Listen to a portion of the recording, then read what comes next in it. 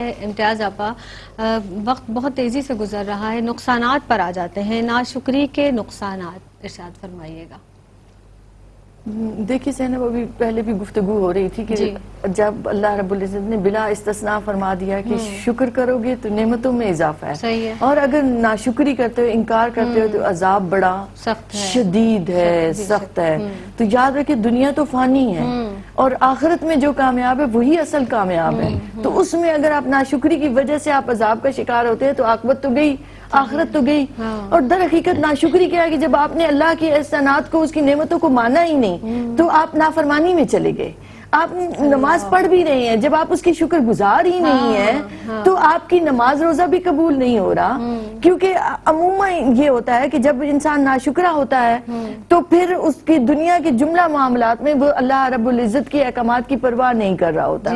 جو آج آپ دیکھیں تو ہمارا عالم ہو چکا ہے کہ ہم نعمتوں کی طرف دھیان نہیں دیتے، ایک تمنا پوری نہ ہو تو ہم شکوے اور شکایتیں لے کر بیٹھ جاتے ہیں، پھر ہم رہتے اسی کی زمین پر ہیں، سانس اسی کی دی ہوئی ہوا میں لے رہے ہیں مگر اس کی شکر گزاری نہیں کر رہے۔ تو یہ ہمارے لیے بھی زوال نعمت کا باعث ہے کہ جس طرح شکر گزاری نعمتوں میں اضافے کا باعث بنتی ہے، اسی طرح ناشکری زوال نعمت کا باعث بن جاتی ہے۔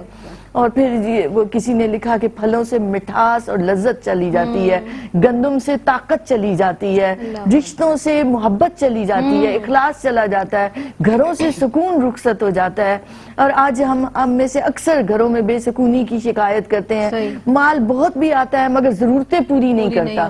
کیوں نہیں پوری کر رہا؟ کیونکہ کہیں نہ کہیں ناشکری ہے، اس کی شکر گزاری نہیں ہو رہی، اس کی حمد و ثنا ویسی نہیں ہو رہی، اس کا ذکر ویسے نہیں ہو رہا، اس کی اطاعت و فرمانبرداری ویسی نہیں ہو رہی، تو گویا ناشکری ہو رہی ہے، جس سے کیا ہوتا ہے کہ مال کثیر بھی آتا ہے، اس میں برکت نہیں ہوتی، پھر رشتوں میں جب اخلاص نہیں ہے، ناچاکیاں بڑھ گئیں، لڑائی جھگڑے بڑھ گئے، عدم برداشت کا رویہ بڑھتا چلا گیا، تو اس سے نقصان ہی ہوا۔ پھر جیسے ایک پوائنٹ انہوں نے بھی بتایا تھا، سعدیہ جی نے بھی، کہ انسان کی عادات بدلتی جاتی ہے، کہ بہت ساری کبھی عادات اس میں آ جاتی ہیں۔ انہیں جھوٹ اور بددیانتی اور بے ایمانی کا ذکر کیا۔ آپ ایک اور انداز سے دیکھیں تو ناشکرہ انسان بخیل ہو جاتا ہے، اپنی ذات پر تو خرچ کرے گا، کسی اور کے لیے خرچ نہیں کر سکے گا، پھر اس کو اپنے آپ میں یہ محسوس ہونے لگتا ہے کہ یہ ساری تو میری ہی ہے۔ جب اللہ رب العزت کی فضل کی طرف اس کا دھیان نہیں جا رہا، وہ یہ سمجھتا ہے کہ یہ میری کمائی ہے، یہ میں اس کا مالک ہوں، تو اس کے اندر خود پسندی آ جاتی ہے، اس کے اندر تکبر آ جاتا ہے، جو مزید خرابیوں کا باعث بنتا ہے اور اس کے لیے زوال کی ایسی دلدل لے آتا ہے کہ جس سے وہ نکل ہی نہیں پاتا۔ پھر ہمیں نہیں بھولنا چاہیے کہ قوم عاد و سمود کے جو انجام ہوئے وہ بھی ناشکریوں کے سبب سے ہوئے۔ اللہ نے انہیں جسیم بنایا، وہ طاقتور تھے، انہیں ذہانت عطا کی، انہوں نے پتھروں کو تراش کے اپنے گھر بنائے، مگر کیا کیا؟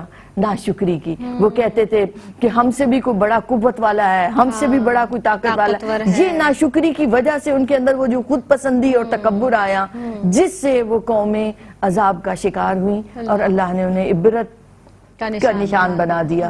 تو اللہ رب العزت ہمیں نہ شکروں میں نہ رکھے، ہمیں شکر گزار بندوں میں شامل فرمائے۔ وَقَلِيلٌ مِّنْ عِبَادِيَ الشَّكُورُ، وہ خود کہتا ہے بہت کم ہیں جو اللہ کے شکر گزار بندے۔ تو اللہ ہمیں شکر گزاروں میں رکھے، قلیل نعمت پر بھی کثیر شکر ادا کرنا چاہیے، سبحان اللہ، سبحان اللہ۔ اور قلیل اور کثیر عبادت کر کے اسے قلیل سمجھنا چاہیے۔ اللہ اکبر، یہ بڑی پیاری بات آپ نے ارشاد فرمائی۔